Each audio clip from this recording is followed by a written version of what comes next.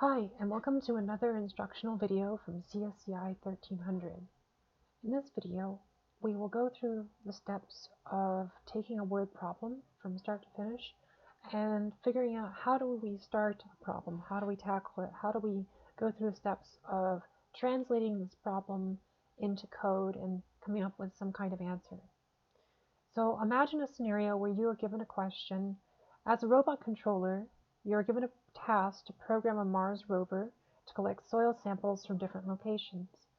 You are asked to calculate the time it will take the robot to complete the assignment, given that the robot must return back to its beginning location to recharge when it is done. The robot must collect 3 samples from different locations on the surface. Each location is exactly 2 miles apart from each other. The robot is able to travel at a rate of 1.5 miles per hour over the rocky surface of Mars. Given this information, how long will it take the robot to finish its task and return to base? Well, if we're starting from scratch, the first thing that I like to do when I come across a problem like this is to say, okay, can I break this down into variables? What are the variables that I might need in order to keep track of this information? And is there any kind of data that is given in the question that would lead me towards variables that I could declare? Well, since we're doing some kind of a travel or a distance calculation, we should probably think about the time and the amount of distance that we're going to have to travel in order for the robot to accomplish its task. The 3 things that we can identify in this prompt is that the robot must collect 3 samples. So we know that we will need 1 variable for samples. And we also know that each location is exactly 2 miles apart, so we have some distance factor as well. So we'll probably have to have a variable for the distance between each location. And we also know the speed or the rate of the robot across the Martian surface, which is 1.5 miles an hour.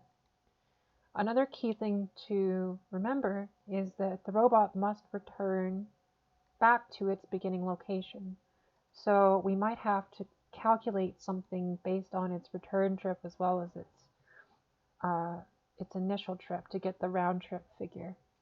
So I'm guessing that there's at least 3 variables that we're going to have to keep track of, and maybe some more. So let's jump into a program. I've got a basic main set up, and we're going to start with the variables. Let's go ahead and declare the variables that we know we're going to need. So I'm going to use a double for the sample distance. I know that I have to calculate some distance between each collection point. So this is the length of travel between the samples the robot will collect. I know that the robot has some kind of a speed, so let's go ahead and make a variable for that. This is going to be the speed of the robot over the terrain in miles per hour. And lastly, we know that we're going to have some number of samples to collect. So this would be the number of samples needed to be collected by the robot in its task. And I'm going to keep the sample distance as a double because it could be some odd number. It could be a fraction. It could be 5.6 miles. It could be 2.5 miles. But I do know that the number of samples is going to be some numerical whole value, and that's why I'm using an integer here instead of a double, because the speed could also be just like the distance. It could be some fractional value like what was specified, which was 1.5 miles an hour. And so what we can do is we can actually just set the robot speed here to 1.5 since it was given in the prompt. And we know that the number of samples given is 3. We know that the distance between each sample was 2. So from that information, what we can do is we can do some kind of a calculation. So let's use a double, since we are working with doubles for our travel. So let's call this our total travel variable. Our total travel is going to be the sample distance, which should be 2 miles per sample. And we know that we need 3 samples, so we need to multiply that by the number of samples. And while I'm at it, I also want to keep track of the fact that the total travel is round trip for the robot. So that means that what we have right now, when we calculate sample distance times the number of samples, we're only calculating a one-way travel time. So what I'm going to do is I'm going to put this in parentheses and then multiply whatever comes back from that by 2, just to follow order of operations here. So we have a one-way travel, which is the number of samples times the distance between those samples, which we are going to multiply by 2 so that we can get a round trip figure. The next thing I'm going to do is I'm going to have to figure out some kind of time. What is the total time of the robot in travel? Well, this is going to be from taking the speed and the total distance. So we'll have to use total travel after we've calculated it. And we should probably divide that by the robot speed to get something in hours. And lastly, we should print what we come up with. It will take,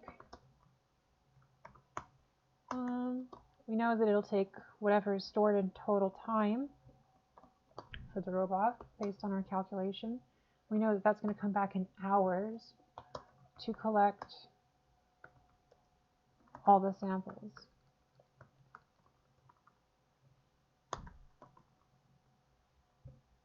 So let's just take a look here. We have 3 variables we were able to identify: the distance between each sample, the number of samples, and the speed that the robot can travel. We calculated the total travel distance by taking the sample distance times the number of samples, and then multiplying by 2 to get a round trip figure. We then took the total distance in a round trip figure and divided that by the average speed of the robot to get some kind of a total time in hours. So let's see what we get when we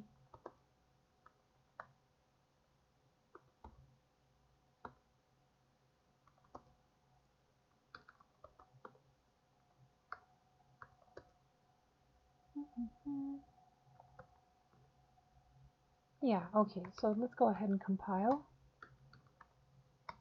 our robot travel time. And let's go ahead and see what we get. Well, it looks like it'll take exactly 8 hours to collect all the samples. And we can double check this math as well on paper, because if it takes 2 miles between each sample and there are 3 samples, then it would take 6 miles total for a one-way trip and 12 miles total for a round trip. And if we divide 12 by 1.5, we should get 8. So that checks out. We have correctly calculated the number of hours it will take the robot to collect all of its samples and get back to its recharge station. Well, that's all for right now. Thanks, and happy coding.